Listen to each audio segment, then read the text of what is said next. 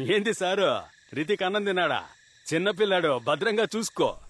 అది అప్పుడు ఏదో ఆవేశంలో మీ మనిషిని తెలియక నేను అలా చేశాను. నన్ను క్షమించండి. నా పర్సనల్ రివెంజ్ కోసం నా ఫ్యామిలీ ఎఫెక్ట్ అవ్వడం నాకు ఇష్టం లేదు. ఇంతటితో మనం అన్నిటికీ ఫుల్ స్టాప్ పెడదాం. అది తప్పు తప్పు తప్పు. స్టార్ట్ స్టాప్ వర్మనే డిసైడ్ చేస్తాడబ్బా, అది నువ్వు చేయకూడదు.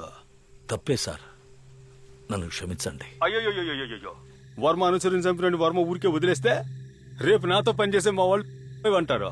అదే వర్మ అనుసరించి చంపినోని వర్మ ముక్కలు ముక్కలుగా నరికాడని న్యూస్ వస్తే మా పిల్లగాళ్ళకి బూస్ట్, ఇండస్ట్రీలో ఒక టాక్.